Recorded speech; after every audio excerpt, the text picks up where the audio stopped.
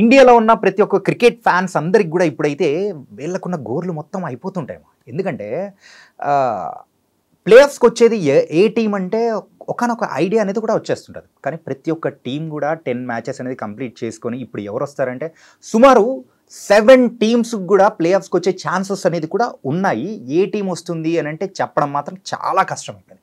ఈ పాటికి వేరే అంటే సీజన్స్లో చూస్తే ఇన్ఫ్యాక్ట్ 1-2 నేమ్స్ అయితే మనం చెప్పేసేవాళ్ళం. కానీ ఈసారి మాత్రం అలా లేదు. కంప్లీట్ ఒక టఫ్ ఫైట్, ఒక డిఫరెంట్ ఐపీఎల్ని మాత్రం ఈ సీజన్లో మనం చూస్తున్నాము. మరి ఈసారి ఎవరికి ఎక్కువ అవకాశాలు ఉన్నాయి, ఎవరు బాయ్ బాయ్ గుడ్ బై అంటూ కూడా సిఎస్కే జతన ఎవరు చేరతారనేది కూడా చూద్దాము. సో దీని గురించి కూడా విశ్లేషించడానికి ఇప్పుడు మనతో పాటు కూడా ఉన్నారు క్రికెట్ అనలిస్ట్ నితిన్ గారు. మరి ఆయనతో మాట్లాడదాం.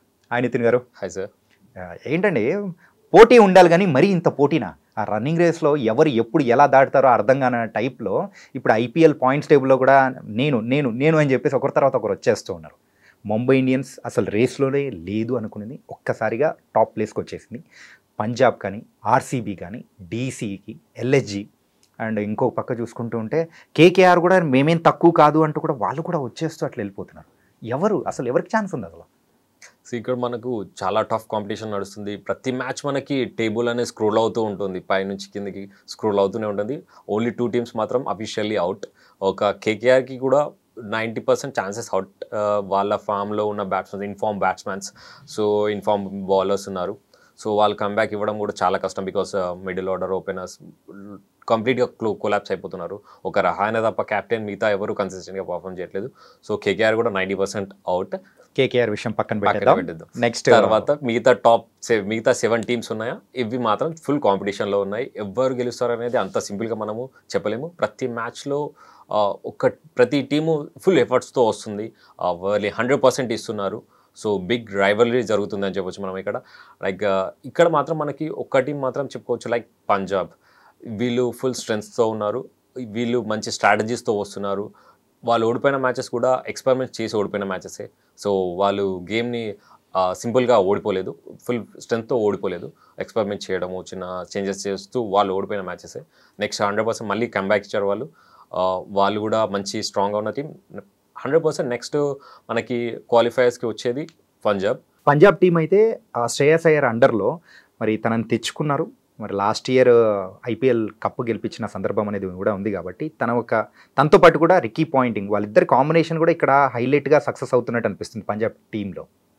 ఎస్, పంజాబ్ పర్ఫెక్ట్ పిక్ చేసుకుంది. మనకు స్ట్రాటజీస్తో ఆప్షన్కి ముందు నుంచే వాళ్ళు మంచి ప్లాన్లో ఉన్నారు, ఏం తీసుకోవాలి అనే ప్లాన్.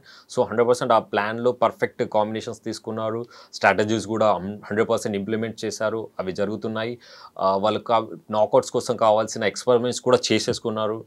బ్యాటింగ్ చేంజెస్ కానీ, బౌలింగ్లో చేంజెస్ కానీ చేసేసారు. సో వాళ్ళు ఇంకా రెడీ ఫర్ నాకౌట్స్ ఉన్నారు. నెక్స్ట్ మ్యాచెస్ కూడా సింపుల్గా త్రూ చేస్తారు. 1-sidedగా గెలిచే ఛాన్సెస్ ఉన్నాయి, నాకౌట్స్కి వచ్చే ఛాన్సెస్ ఉన్నాయి. బట్ ఇక్కడ ఫైట్ మెయిన్గా మనకి ఆర్సీబీ, వీళ్ళు ఎప్పుడు గెలుస్తారో ఎప్పుడు పోతారో తెలియదు. వాళ్ళు మనం మాట్లాడదాం ఒక్కొక్క టీం గురించి కూడా. సో ఇప్పుడైతే నెక్స్ట్ మనం మాట్లాడాల్సింది 6th పొజిషన్లో ఉన్న ఎల్ఎస్జీ గురించి మనం మాట్లాడుకున్నాము, అలాగే కేకేఆర్ గురించి మాట్లాడుకున్నాము, పంజాబ్ గురించి మాట్లాడుకున్నాము. సో జీటీ అయితే 4th పొజిషన్లో ఉంది, అది కూడా 12 పాయింట్స్తో. మరి 2 మ్యాచెస్ గెలిస్తే ఇంక వాళ్ళు ఈజీగా త్రూ అయిపోయే అవకాశాలు ఉంటాయంటున్నారు. మరి దాని అవకాశాలు ఎలా ఉంటాయి? సో ఈ జీటీ మనకు ఫస్ట్ నుంచి చూసుకుంటుంటే వాళ్ళు స్ట్రాంగ్, అన్ని రకాలుగా వాళ్ళు ప్రిపేర్డ్గా ఉన్నది, మంచి రిసోర్సెస్ ఉన్నది. లైక్ బ్యాటింగ్లో, బౌలింగ్లో, మిడిల్ ఆర్డర్, స్పిన్నర్స్, అన్ని రిసోర్సెస్ ఉన్నాయి. బట్ అక్కడ ఏంటంటే క్యాప్టెన్సీ అనేది అండర్ ప్రెషర్ ఎంతవరకు చేయగలుగుతాడు అనేది మ్యాటర్స్. సో ఆ క్యాప్టెన్సీ పైన డిపెండ్ అయి ఉంది. నెక్స్ట్ మ్యాచెస్లో ఇంకా క్రూషియల్ జరుగుతూ ఉంటుంది. ఒక్కొక్క మ్యాచ్ ఒక్కొక్క టీం గెలుస్తున్న కొద్దీ వాళ్ళు ప్రతి మ్యాచ్ కూడా ఇక్కడ మనకి ప్రతి టీంకి ఇంపార్టెంట్. సో 100% ప్రతి టీం ఎట్లా అంటే జాగ్రత్తగా ఆడుతూ ఉంటుంటుంది. లైక్ ఏదో డిస్ట్రాక్టివ్గా ఆడడము, ఏదో చేసేద్దాం అని ఉండదు. జాగ్రత్తగా మ్యాచ్ గెలవాలి కాబట్టి మంచి స్ట్రాటజీస్తో నిదానంగా ఆడుతుంటాయి. సో ఇక్కడ ప్రతి మ్యాచ్ మనకు క్రూషియల్ అవుతుంది. ప్రతి టీంకి ఇక్కడ ప్రతి మ్యాచ్ ఇంపార్టెంట్. సో ఇక్కడ అండర్ ప్రెషర్ని జీటీ క్యాప్టెన్ తట్టుకోగలగడా లేదా అనేది మ్యాటర్స్. సో అక్కడ బౌలింగ్ చేంజెస్, బ్యాటింగ్ చేంజెస్ అనేవి ఎంతవరకు స్ట్రాటజికల్గా వెళ్తాడో అనేది మ్యాటర్స్. దానిపైన డిపెండ్ అయ్యి జీటీ ఫ్యూచర్ ఉంది. జీటీ ఫ్యూచర్ శుభ్మన్ గిల్ చేతిలోనే అంటారు. 100%. ఓకే. అండ్ నెక్స్ట్ 5th పొజిషన్లో ఉన్న డీసీ గురించి మాట్లాడుకోవాలి. ఢిల్లీ క్యాపిటల్స్. ఎవ్రీ ఇయర్ చూసే ఢిల్లీ క్యాపిటల్స్కి ఈ ఇయర్ మనం చూసే ఢిల్లీ క్యాపిటల్స్కి చాలా వ్యత్యాసం అనేది కూడా ఉంది. మరి కేఎల్ రాహుల్ కూడా one of the key player. So so అవసరమైన టైంలో కూడా ఆడుతూ ఉన్నాడు, వెళ్తూ ఉన్నాడు. ఇప్పుడు ప్రెజెంట్ అయితే 5th పొజిషన్లో ఉంది, 12 పాయింట్స్ ఉంది. మరి దీనికి ఎంత పర్సెంట్ అనేది మరి ప్లే ఆఫ్స్కి వెళ్ళే అవకాశం ఉంటుందంటారా?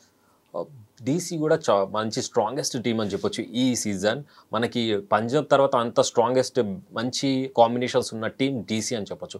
లైక్ వీళ్ళు జీటీ, ఎల్ఎస్జీ ఇలాంటి టీమ్స్ ముంబై, ఆర్సీబీ గెలిచాయి. బట్ వీళ్ళు స్టార్టింగ్ నుంచి మంచి స్ట్రాంగ్గా ఒక రిథమ్తో వెళ్తున్న టీం డీసీ. సో వాళ్ళు కూడా మంచి కంబ్యాక్ ఇస్తారు 100% మళ్ళీ. ఎందుకంటే వాళ్ళ రిసోర్సెస్ కూడా చాలా బాగున్నాయి. ఓపెనర్స్ కానీ, మిడిల్ ఆర్డర్ కానీ, మంచి స్పిన్నర్స్ ఉన్నారు, మంచి ఫాస్ట్ బౌలర్స్ ఉన్నారు. సో 100% నెక్స్ట్ ఛాన్స్ కూడా పంజాబ్ తర్వాత మనకి డీసీకి ఛాన్సెస్ ఎక్కువగా ఉన్నాయి. వాళ్ళ మిడిల్ ఆర్డర్ చాలా స్ట్రాంగ్గా ఉంది స్పెషల్లీ చెప్పాలంటే. సో అక్కడ మనకి ఓపెనర్ పార్ట్నర్షిప్ 2 మ్యాచెస్లో వస్తే చాలు 100% వాళ్ళు నాకౌట్స్కి క్లియర్ అయిపోతారు. కానీ లాస్ట్ 2 మ్యాచెస్ ఒకసారి అబ్జర్వ్ చేసుకుంటే డీసీ విషయంలో లాస్ట్ 2 మ్యాచెస్ ఓడిపోయారు. అండ్ అలా 5 మ్యాచెస్లో గమనిస్తే 3 మ్యాచెస్ ఓడిపోయారు. మరి ఇది వాళ్ళకి ఏమైనా డిసడ్వాంటేజ్ అయ్యే అవకాశాలు ఏమైనా ఉంటాయంటారా డీసీకి? లేదు, డీసీ చాలా స్ట్రాంగ్ టీం. వాళ్ళు మెంటలీ కూడా చాలా స్ట్రాంగ్గా ఉన్నారు. లైక్ వాళ్ళు ఎక్స్పెరిమెంట్స్ చేస్తున్నారు. లైక్ ఎందుకంటే వాళ్ళకి అంత టఫ్ ఏం లేదు. సో సింపుల్గా వెళ్ళిపోవచ్చు. 1-2 మ్యాచెస్ మనం త్రూ చేస్తే క్లియర్ అయిపోతుంది అని కాన్ఫిడెంట్గా ఉన్నారు. కాబట్టి వాళ్ళకి ఆ ఓటంలో పెద్దగా ఇంపాక్ట్ క్రియేట్ చేయవు. 100% వాళ్ళు 1-2 మ్యాచెస్ స్ట్రాంగ్గా ఆడేసి ముందుకు వెళ్ళిపోతారు. డీసీ కూడా నాకౌట్స్కి కన్ఫర్మ్. ఓకే, 6th పొజిషన్లో ఉన్న LSG, so Lucknow super Giants.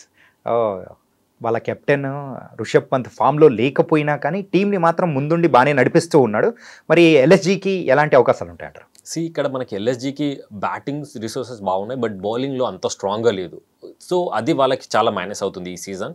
So వాళ్ళ బౌలర్స్ ఉన్న మంచి బౌలర్స్ కూడా వాళ్ళు అవుట్ ఆఫ్ ఫామ్ ఉన్నారు. లైక్ ఆవేష్, శార్దూల్, వీళ్ళు అంతా అవుట్ ఆఫ్ ఫామ్ ఉన్నారు. సో వాళ్ళ నుంచి మనము బెస్ట్ రిజల్ట్స్ రాలేకపోతున్నాయి. అందుకనే ఎల్ఎస్జీ అనేది కిందికి వెళ్ళిపోవడం జరుగుతుంది.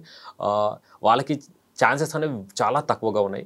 లైక్ 40-50% మాత్రమే ఛాన్సెస్ ఉన్నాయి. 40% మాత్రమే అని చెప్పొచ్చు. వాళ్ళ బౌలర్స్ మేబీ ఫామ్లోకి వస్తే మాత్రం వాళ్ళు త్రూ చేయగలుగుతారు. 100% వాళ్ళ బౌలర్స్ ఫామ్లోకి రాకపోతే చాలా టఫ్. సీజన్ స్టార్టింగ్ నుంచి కూడా ఎల్ఎస్జీకి ఉన్న మైనస్ పాయింట్ వాళ్ళ కీ బౌలర్స్ అందరూ కూడా వాళ్ళు ఇంజూర్ అయిపోయి వెళ్ళిపోవడము. సో మెయిన్గా ఉన్న మయాంక్ కానీ వీళ్ళందరూ ఎవరూ లేకపోవడంతో, కానీ కేవలం షర్దుల్ మీద మాత్రమే వాళ్ళు, అంటే వాళ్ళ మీదే కొంచెం ఎక్కువ ప్రెషర్ అనేది కూడా పడుతూ మరి ముందుకెళ్తూ ఉంది. సో వీళ్ళు ప్లే ఆఫ్స్కి వెళ్తారా అంటే ఏమో క్వశ్చన్ మార్క్స్ ఎక్కువ ఏర్పడుతూ ఉన్నాయి మైండ్లో ఎల్ఎస్జీ విషయంలో. 100% వాళ్ళకి మెయిన్ కీ అక్కడ లోటు ఉంది బౌలింగ్లోనే. బ్యాటింగ్ చాలా స్ట్రాంగ్ బ్యాటింగ్ లైనప్ ఉంది, బిగ్ బ్యాటింగ్ లైనప్. ఫారినర్స్ కూడా చాలా మంచి బ్యాటింగ్ లైనప్ ఉంది. బట్ అక్కడ ఫారినర్స్ నుంచి మంచి బ్యాటింగ్ లైనప్ ఉంది, డొమెస్టిక్ నుంచి మంచి బ్యాటింగ్ లైనప్ ఉంది. బట్ ఇక్కడ మనకి వాళ్ళ బౌలింగ్ మాత్రం చాలా వీక్. ఓవరాల్గా మనము చెన్నై తర్వాత మిగతా బ్యాటింగ్లో అంత లో ఉన్న టీం అంటే మనం ఎల్ఎస్జీ అని చెప్పొచ్చు. ఓకే, అండ్ ఇంకా మాట్లాడుకోవాల్సిన టీమ్స్ అయితే 2 టీమ్స్ ఉన్నాయి. So first will talk about the RCB. So ఈ 18th సీజన్ అనేది కూడా మాకు ప్రత్యేకమైనది, కానీ ఈసారి కప్పు నమ్మదే అని చెప్పేసి అది యూజ్ చేయకోకుండా ఈసారి అందరూ వెళ్తూ ఉన్నారు. మరి ఆర్సీబీ అయితే 2nd పొజిషన్లో ఉంది 14 పాయింట్స్తో. మరి అది ప్లే ఆఫ్స్కి కానీ కప్పు గెలిచే అవకాశాలు ఎంత ఉంటాయంటారు? ఆర్సీబీ చాలా జాగ్రత్తగా ఆడుతుంది. వాళ్ళ క్యాప్టెన్ కూడా మంచి డిఫరెంట్ స్ట్రాటజీస్తో వెళ్తున్నాడు. Out of the home ground matches కూడా ఎక్కువ గెలవడం జరిగింది. సో అది వాళ్ళకి మంచి కాన్ఫిడెన్స్ ఇస్తుంది. హోమ్ గ్రౌండ్లో ప్రతి టీం గెలుస్తుంది, but out of home ground గెలవడం అనేది చాలా టఫ్గా ఉంటుంది. సో అది వాళ్ళకు మంచి అడ్వాంటేజ్, మంచి బూస్ట్ని ఇస్తుంది. సో దాని త్రూ వాళ్ళు మంచిగా ఆడుతున్నారు. వాళ్ళ బ్యాటింగ్లో బౌలింగ్లో చాలా నిదానంగా జాగ్రత్తగా ఆడుతున్నారు. సో చెప్పలేం, బట్ అండర్ ప్రెషర్ తట్టుకోగలుగుతాడా లేదా మనకి రజత్ పటిదార్. సో అదొకటి పెద్ద మనము అబ్జర్వ్ చేసుకోవాలి. బట్ ఓవరాల్గా సరే ఆర్సీబీ మాత్రం చాలా బాగుంది. ఆర్సీబీ విషయానికి వచ్చేటప్పటికి మనందరికీ గుర్తొచ్చేది కోహ్లీ.